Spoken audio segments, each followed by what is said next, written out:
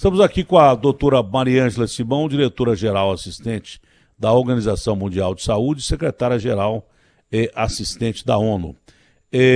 Doutora Mariângela, bom dia. Bom dia, boa tarde. Aqui já é boa tarde. É boa tarde aí e boa tarde aqui, debaixo dos trópicos aqui, depois da linha do Equador, não é? Mas é um prazer falar com a senhora mais uma vez.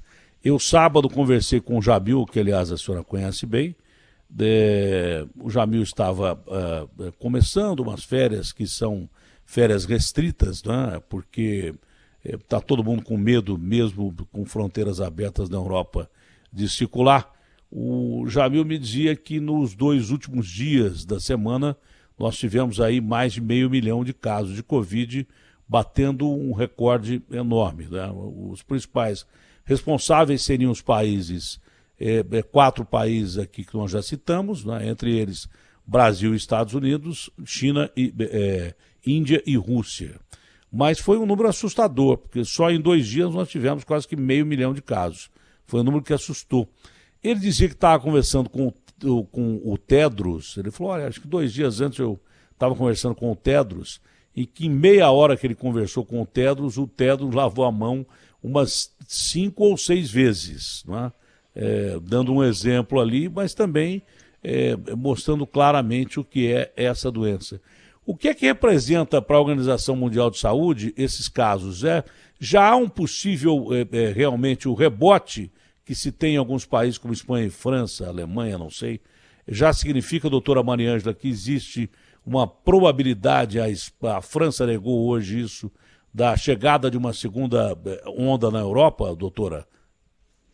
Veja, ainda na verdade, você está levantando um ponto super importante, porque nas últimas 3, 4 semanas, a OMS registrou mais de 1 milhão de casos por semana, né? Então, que é um número sem precedentes, acho que realmente, mas isso também reflete o fato de ter atingido países bem populosos, né? Porque fora a China, a China, que é o maior país mais populoso do mundo e que conseguiu fazer a restrição da epidemia dentro do território nacional, fora a China, os outros países grandes ainda não tinham sido atingidos, né? Então, você veja, agora tem os Estados Unidos, que é um país de 300 e poucos milhões de habitantes, tem a Rússia, que é a mesma coisa, o Brasil, Índia, com mais de 1 bilhão de habitantes. Então, os números são maiores, você está tendo mais transmissão comunitária, você tem, consequentemente, uma população maior afetada. É uma enorme preocupação, né? Você está vendo também o aumento do número de casos na África do Sul, você está acompanhando, né? Do que estava se falando muito, não, na África não tá pegando tão forte. Não, estava só por baixo, não estava detectado ainda, né? Então a África do Sul agora está num estado assim de calamitoso, com 300 e poucos mil infecções e tudo mais. Essa questão da segunda onda, o mundo ainda não passou da primeira onda, né? Está tendo alguns surtos localizados em alguns países na Europa, né? E bem colocado, né? Por exemplo, você teve casos relacionados, por exemplo, a eventos religiosos, a igrejas, né? Coral, fábricas de carne, né? Essas fábricas que processam carne na Alemanha. A Alemanha chegou a fazer isolamento de uma província inteira, né? Mas não está ao ponto que você pode dizer que a Europa entrou numa segunda onda, não, né? Ainda não, o que ainda continua preocupando, porque é uma parcela da população enorme que não está imunizada, né? Você viu também que tem alguns estudos recentes, ainda são estudos iniciais, que mostram que ainda há dúvida se a imunidade é duradoura ou não, né, com relação a esse coronavírus. Então, não dá para relaxar nada ainda, né? A França acabou de instituir, a partir de hoje, o uso obrigatório de máscaras em todos os ambientes públicos fechados, por exemplo, lojas, bancos, supermercado. Já estava tudo relaxado, eles reinstituíram a obrigatoriedade do do uso de máscara em ambientes fechados. A Suíça instituiu na semana passada o uso obrigatório de máscaras no transporte público. Então está todo mundo buscando as medidas que possam conter e, ao mesmo tempo, detectar precocemente alguma infecção nova, né? Eu, por exemplo, Datena, eu tive umas 2, 3 semanas atrás, eu tive um resfriado. Gripe, eu vi. Estava com tosse, uma tosse, coriza, me obrigaram a ir para o hospital e ser testado. Então negativo, era só um resfriado, não era? Mas então eles estão super, super atentos a qualquer doença respiratória. Nesse momento, na Europa como um todo, você está vendo isso com bastante frequência, para tentar evitar que haja uma transmissão comunitária instalada, como é o caso agora do Brasil ainda, né? Infelizmente. Há suspeita de que pessoas que se julgavam curadas, né, não estivessem totalmente curadas na realidade. Há suspeita de que quem foi considerado curado e apresentou o coronavírus de novo é porque não estava totalmente curado. E tomara que seja isso mesmo, porque senão está mais do que claro que a pessoa que teve o coronavírus pela primeira vez não estaria imunizada pelo menos 6 meses ou 1 ano, que é uma faixa que se previa aí, não estaria dentro desse período de imunização, mesmo depois de contraído a doença. Então, suspeitas que esses casos que apresentaram piora depois de ser dados como curados ainda fazem parte da primeira onda, porque não estavam totalmente curados. Se assim não for, a situação é complicada em relação a essa doença, que fica cada vez mais difícil da gente entender, não, doutora? Pois eu acho que a gente está começando a conhecer mais, né? Na verdade, o que você está falando dos curados, ou o que a gente diz assim, se a pessoa desenvolve imunidade ou não, né? Uma imunidade permanente ou se essa é uma imunidade transitória, né? Isso ainda não está claro, Datena, não tem uma resposta para isso. Tem vários estudos já analisando, né, através do mundo, em vários países, que estão olhando as pessoas quando elas têm alta, porque você considera curada quando você tem 2 semanas depois, você não está com vírus mais detectado no seu organismo, né? Mas uma coisa diferente é se o seu corpo foi capaz de produzir anticorpos contra o coronavírus que vão impedir que você tenha uma reinfecção, né? Você vê que tem muitos desses vírus respiratórios que a gente não adquire imunidade, né? Você veja a influenza, que é a gripe, pessoas de uma certa idade têm que tomar vacina todos os anos, porque sempre tem alguma variedade e você não tem imunidade. Então ainda é incerto o tempo da imunidade, ainda não é totalmente definitivo o tempo da imunidade, não se sabe ainda se a pessoa teve tempo está suficiente, permanente ou não, mas é muito importante. Nós vamos conhecendo essa doença aos poucos. Eu espero que os cientistas conheçam logo essa doença, não é? Nós temos aqui uma torcida, eu nunca vi tanta gente torcer para o time de cientistas que há no mundo, e nunca vi tanto laboratório trabalhar nesse setor, principalmente, que é um setor muito fechado. Como é um setor muito lucrativo, é um setor muito fechado. Não há laboratório abrindo pesquisa para outro laboratório em termos de vacina, isso há muito tempo. Essa é uma nova fase do mundo. O vírus que separa está ajudando a unir, por exemplo, todo mundo para tentar buscar uma vacina. Se ouve falar de laboratórios que estão trabalhando em conjunto que jamais fariam isso. Das vacinas todas que a OMS tem acompanhado o desenvolvimento, quais são as vacinas mais promissoras até agora, doutora Mariângela? Veja, dizer que é mais promissor ou não, a gente ainda não sabe, porque os estudos ainda estão em fase inicial, né? Mesmo os de vacina.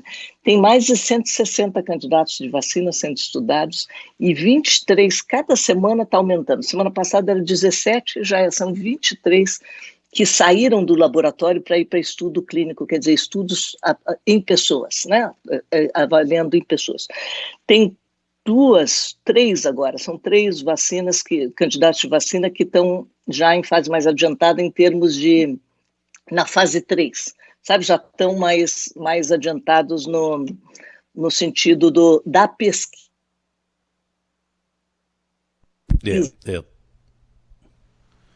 Está havendo uma interrupção na chamada para Genebra. Se continuar assim, a gente faz por telefone, que é mais fácil, né?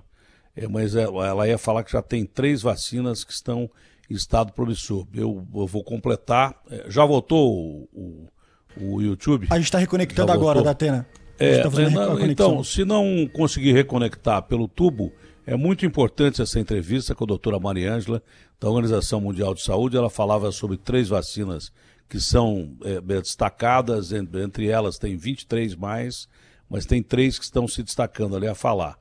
Se ficar difícil para falar por Skype, vamos conectar por telefone, que é mais fácil e aí é mais seguro, que é uma entrevista muito importante. Doutora Mariângela, bom, a gente consegue falar com aqueles robozinhos lá em Marte, mas a gente não consegue falar com Genebra, o que prova que a gente tem problemas sérios também na área de comunicação. Mas vamos ao que é mais grave. A senhora dizia que 3 vacinas estão em fase de estudo mais adiantada. Hoje, por exemplo, eu vi que a Rússia já passou anunciou uma vacina que passou da fase 2 com resultados altamente positivos e partiria para a fase 3. Mas quais são essas vacinas que a senhora destacaria aí? Veja, tem uma vacina chinesa que já está em fase 3, né, que está sendo testada, na verdade 2, eles estão testando em militares em populações bem específicas na China. Tem a Moderna, que é uma empresa americana, né, que está com algumas parcerias, não sei se está com parceria no Brasil, e tem a vacina de Oxford, que está sendo feita em parceria com a AstraZeneca. Aqui no Brasil, China e Oxford. Aqui no Brasil, China e Oxford. A Sinovac e a Oxford. Mas, veja, uma coisa importante para falar é que uma vez que você tem uma vacina que seja segura e eficaz, que são as 2 coisas que a gente precisa ter, precisa funcionar e não pode causar mal para a pessoa, né? Então são os 2 lados, ela precisa funcionar, quer dizer, ela precisa criar anticorpo para a pessoa se proteger de uma infecção e ela precisa ser segura.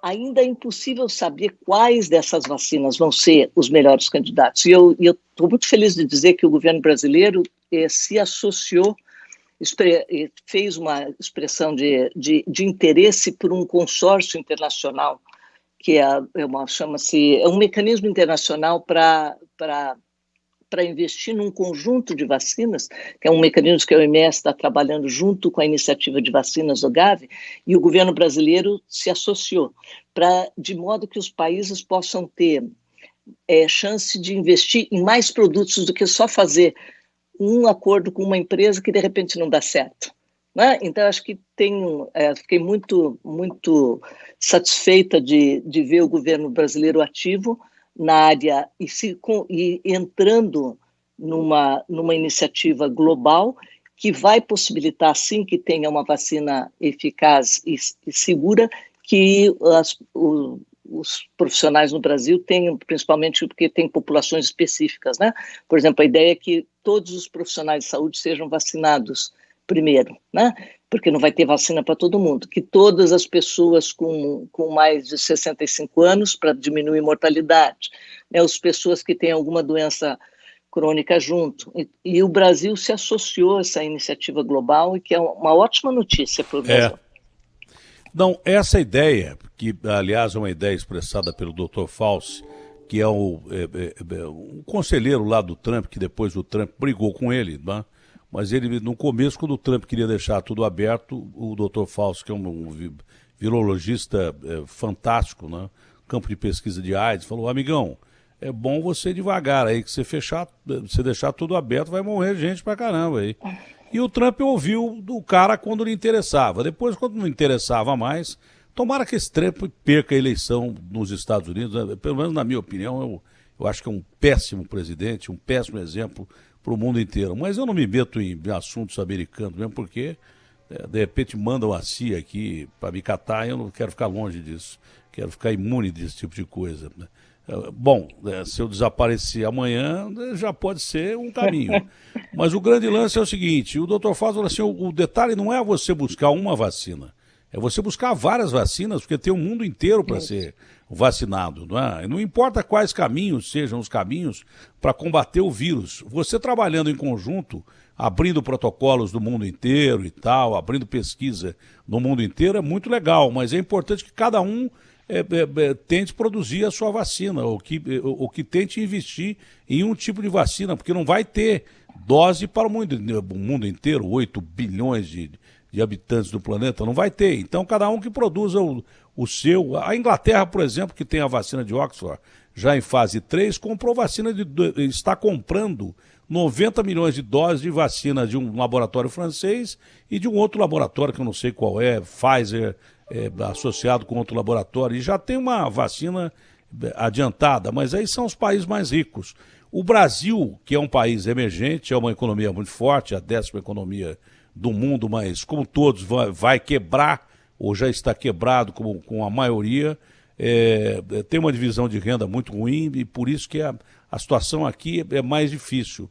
Mas ainda bem que nós temos essa frente aberta com os chineses aqui em São Paulo e a outra frente com Oxford aberta pela Fiocruz, já pelo governo federal em Brasília. Então, a gente não está no Rio de Janeiro, a gente não está buscando uma vacina para o mundo, né? A gente está buscando meios de se conseguir várias vacinas que ataquem esse vírus.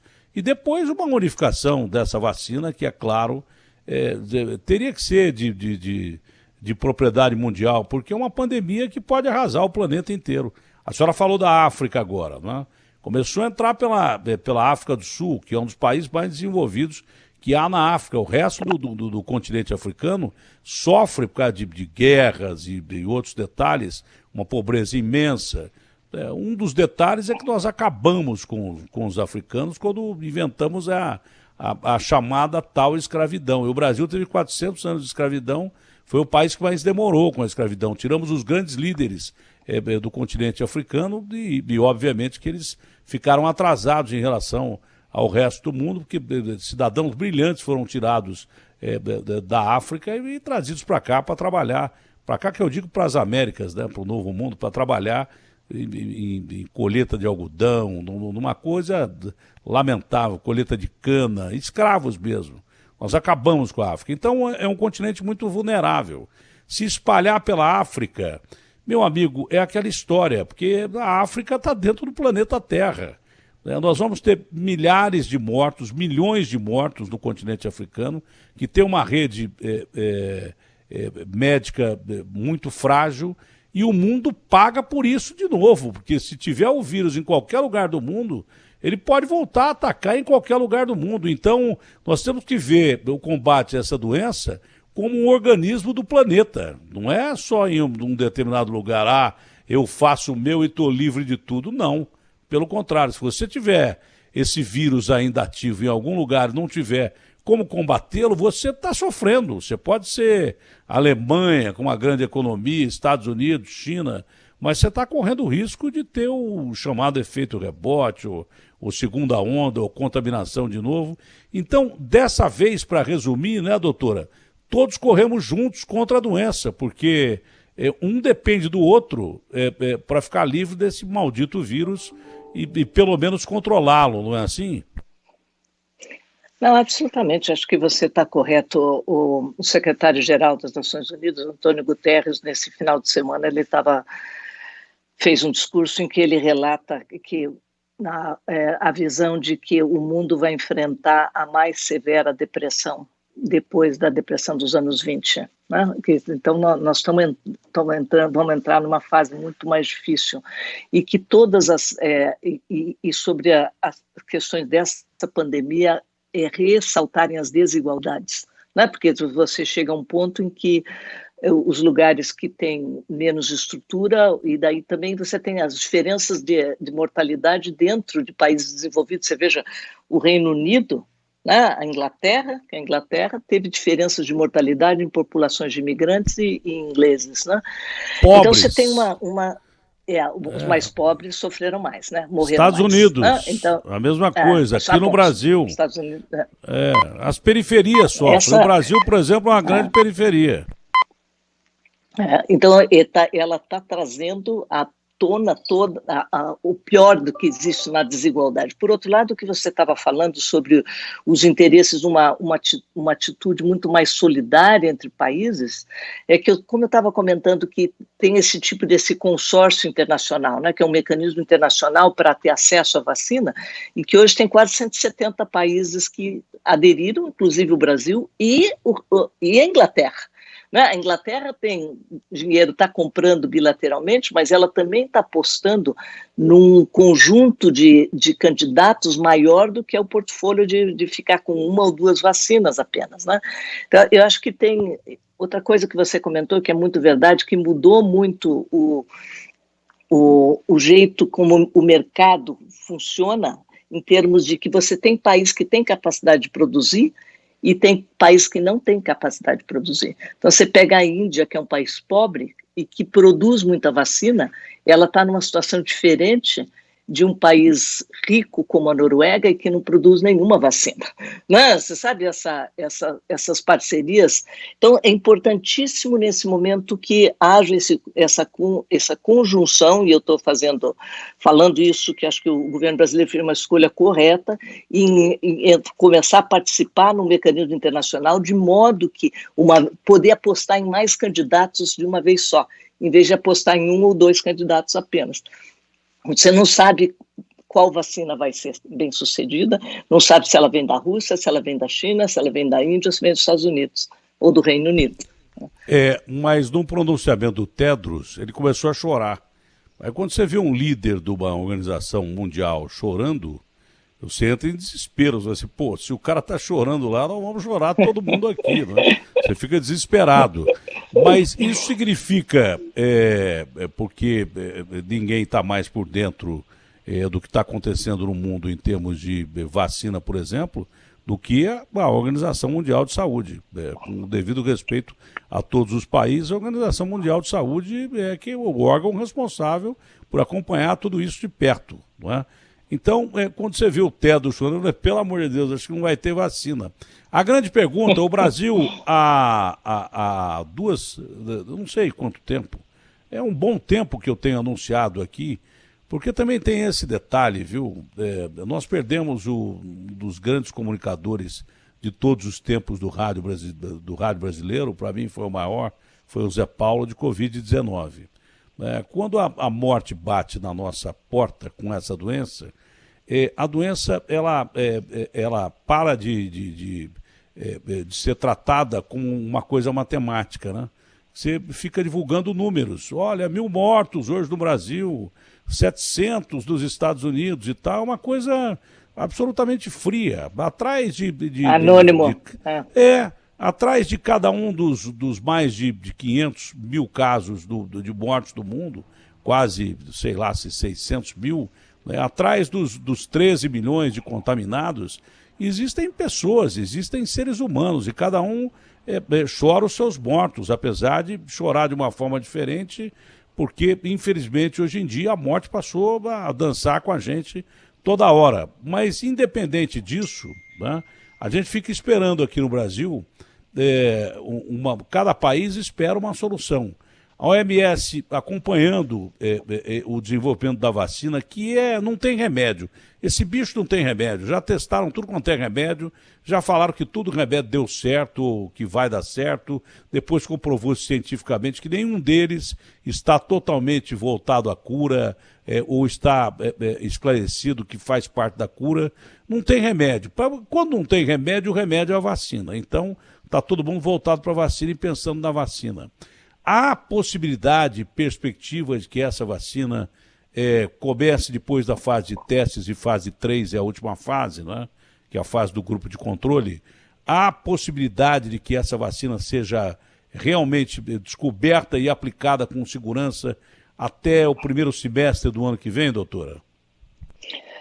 Veja, o meu chefe, que é o Dr. Tedros, que você mencionou, ele tem falado de um otimismo cauteloso, tá certo? Porque nunca foi feita uma vacina contra o coronavírus. A SARS era um coronavírus, né? A SARS, vocês lembram da epidemia da SARS? Gripe aviária, né? Isso, a gripe aviária. E tem uma... Então, tecnologicamente não é simples, mas tem muito investimento da Atena. Sabe, eu tô otimista no sentido de que você tem mais de 160 candidatos agora, né? Está tendo essa parceria entre as empresas muito grande, coisas que você não via antes, né? De que uma empresa produz o adjuvante, aquilo que vai, onde a vacina, na verdade, tem que estar colocada, uma produz isso, outra produz aquilo, outra vai envasar quando sair, se for bem sucedido. Então, eu vejo com um cauteloso otimismo, mas com otimismo, de que em meados do ano que vem a gente tenha uma vacina, talvez até tenha mais do que uma.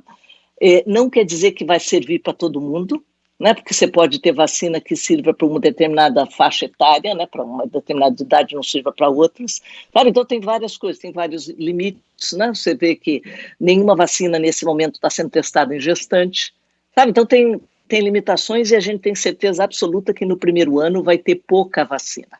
Então aí precisa ter um acordo bem sério entre os países de priorizar de proteger o sistema de saúde, né? Porque se você não tiver o pessoal que está atendendo, você entra em colapso, né? E de proteger as pessoas que têm maior risco de morrer no primeiro momento. Então, são essas coisas que estão colocadas. O que está posto é que nós estamos nessa luta por bastante tempo ainda, né? Acho que não dá para baixar a guarda, não dá para baixar a guarda. De Cuidar, jeito nenhum. aí o comportamento individual é importante, né? Evitar aglomeração, evitar usar máscara onde é indicado, né? Lavar a mão frequentemente, se puder usar o álcool gel, bom também, mas lavar a mão serve, né? Todos esses cuidados, você tem que conviver com isso por muito tempo, não dá para baixar a guarda antes da gente ter uma solução tecnológica que vai ajudar, como é uma vacina. Olha, não é que eu queira isso não, mas a doença já está ganhando da sua cara. Quando você ouve falar que um ator americano de uma série famosa perdeu a vida, primeiro o Nick Cordeiro, primeiro perdeu uma perna, depois perdeu a vida, quando você ouve falar que o Tom Hanks e a mulher foram contaminados pelo vírus, e até gozado que ele fez um filme muito parecido com isso, um filme chamado Inferno, que é mais ou menos o que nós estamos vivendo aqui, uma coisa meio apoteótica e tal. Quando você ouve falar que pessoas famosas... Agora o ministro Onix parece que testou positivo, o ministro Onix da Cidadania parece que testou positivo. Então a doença vai ganhando a sua cara. E o vírus não escolhe quem ele ataca. Ele não sabe se o cara é presidente da República, ele não atacou o Bolsonaro, por exemplo, né? Acabei de falar. Mas ele não escolhe, ele não sabe se o cara é presidente, se é cantor, se é artista, se é gari, se é jornalista. Ele simplesmente ataca o organismo humano e a gente tem que entender que quem transmite o vírus é o organismo, é o ser humano. Se você não tomar as precauções para não se contaminar e não contaminar os outros, o vírus vai ganhar a guerra contra a gente até a descoberta da vacina. Tá? Não adianta ser teimoso, e tivemos uma atitude terrível de um desembargador que eu acabei comentando agora há pouco aqui com um policial, nem vou falar mais disso, que é tão ridículo um negócio que as pessoas têm que usar máscara, têm que lavar a mão, são regras de ouro. E o Estado tem que cumprir com a sua parte. Por exemplo, a gente trafegando com o transporte coletivo lotado aqui em São Paulo, não adianta nada o Estado querer te multar por você não usar máscara se o Estado não cumpre a parte dele, não oferece um transporte coletivo com distanciamento social. Não adianta o cara usar máscara com o ônibus lotado que nem lata de sardinha. O efeito da máscara vai ser muito menor. As pessoas vão se contaminar. Então o Estado tem que fazer o seu papel. Claro que muito nos orgulha o cargo que a senhora ocupa numa organização que é hoje o centro das atenções do mundo, que é a Organização Mundial de Saúde, né? Aqui a gente ainda não tem um médico no Ministério da Saúde. Mas a gente tem uma profissional como a senhora na Organização Mundial de Saúde. É claro que a senhora vê a coisa como um todo, a senhora vê o planeta Terra sendo estudado e a Organização Mundial de Saúde acompanhando e obviamente, tendo papel importante nesse momento de pesquisa para a descoberta de vacina e ajuda aos países em todos os sentidos. Mas é claro que também, no seu subconsciente, a senhora pensa na sua terrinha que está do lado de cá e de onde a senhora está distante há algum tempo. Qual é a visão que a senhora tem e a Organização Mundial de Saúde tem desse Brasil que vem batendo recorde de morte há mais de 20 dias no mundo inteiro? Nós somos os primeiros colocados em termos de casos letais, doutora. Veja, o Brasil, na verdade, foi até uma surpresa, porque é um país que tem um sistema de saúde organizado, né, nos 3 níveis de governo quer dizer que se não fosse o sistema de saúde no Brasil, o Sistema Único de Saúde, a situação poderia estar muito, muito, muito mais grave, né? O que é importante, e a minha terra, né? O Brasil continua sendo, e quando me aposentar, eu vou voltar para casa. Eu sou de Curitiba, por acaso não, por nascimento, e eu vou voltar para casa e quero voltar para um país que haja uma maior proteção social. Acho que o que está pegando agora no Brasil é a falta, não é o Sistema Único de Saúde em si, mas acho que o que você estava mencionando em termos de dar condições para que as pessoas possam tomar conta delas mesmas em termos de prevenção, né? Que você tem que sair trabalhar todo dia, né? O mínimo seria você poder ir num transporte coletivo menos lotado, né? Que haja condições para que os equipamentos públicos sejam limpados com frequência e tudo mais, né? Mas eu acho que tem muita esperança de que o Brasil, ainda que a epidemia está numa situação de uma curva ainda em ascensão, mas que o sistema de saúde possa dar conta, né? E que eu tenho visto que os números de mortes, como você falou, cada morte é importante, né? Porque ela tem uma família por trás de cada morte, né? A despersonalização da morte é um perigo, né? Porque você se acostuma com isso, mas não pode esquecer que cada pessoa que morre deixa alguém para trás, deixa uma situação muitas vezes difícil. Então, a esperança de que o Brasil saia dessa o mais rápido possível é o desejo, e que a gente possa ajudar, né? Que os mecanismos de comunicação, como você está, têm um papel extremamente importante, porque o que tem muito nessa pandemia também é uma pandemia de desinformação, né? Da venda das falsas esperanças ou de falsas informações, e os meios de comunicação têm um papel fundamental em fazer com que a informação correta chegue às pessoas. É provável que o vírus tenha saído do seu epicentro, e ainda acredita seja a cidade de Wuhan, lá na China, por causa de problema político, porque ia ter eleição. E aí demoraram demais em comunicar e tal, mas isso a história vai contar depois. O problema é que o vírus foi politizado em vários países, né? Aqui no Brasil tem eleições municipais, tem cara tratando o vírus já pensando em se reeleger ou se eleger, né? Olha, o governo fez errado, então eu tenho que ser o cara. Aí o cara bate no peito, não, olha, viu, os estados fizeram tudo errado, eu que sou o cara. Então nós não podemos politizar esse vírus, temos que deixar isso em segundo plano. Segundo, queria informar a senhora que também tenho orgulho de ter um filho que nasceu em Curitiba, que é o Vicente, né, curitibano, e também eu morei durante um bom tempo lá em Curitiba, sempre foi uma cidade, na época do Jaime Lerner, foi em 79, foi uma época muito bacana. Eu tenho saudades de Curitiba, porque realmente é uma cidade muito bacana, uma cidade que sempre foi considerada uma cidade modelo e tal, mas quem sabe quando a senhora voltar para cá, o Brasil já esteja num nível muito melhor, vai estar, o mundo inteiro vai estar num nível melhor de saúde e de economia também, porque esse vírus que já levou tanta gente, que provocou uma tragédia na nossa história, 2020 vai passar para a história como o ano em que a Terra parou, já tem até o nome do livro, do filme, mas isso vai nos ajudar em outros sentidos, principalmente porque a senhora disse uma coisa muito importante, disse uma coisa pequena, que eu queria voltar a isso só para encerrar a entrevista, mas disse uma coisa importante, eu venho dizendo isso desde o começo. Falei assim, olha, o mundo só está mostrando a sua cara. O vírus ajudou a mostrar a sua cara. Que o mundo ele é terrível para com as classes menos favorecidas em qualquer lugar. As periferias elas pagam sempre por causa de doenças e não precisa ser um vírus assassino e letal como esse para às vezes provocar mortes terríveis, não é? As pessoas morrem de doenças que nem existem mais em países desenvolvidos, ainda por causa de diferença social, por causa de falta de saneamento básico, de água tratada e daí por diante. Então, esse vírus só ajudou o mundo a mostrar a sua cara. E como já dizia o Cazuza, o Brasil mais do que nunca mostrou a sua cara. Mas vamos sair dessa, o mundo vai sair dessa. Uma outra coisa que ficou perdida no meio da entrevista, que eu li como uma dica, que eu fico de madrugada, hoje eu não dormi um minuto, eu acordei, deitei um pouquinho, cochilei, acordei meia-noite, fiquei até às 7 horas da manhã vendo notícia e assistindo algumas séries de televisão, intermeando uma coisa com outra.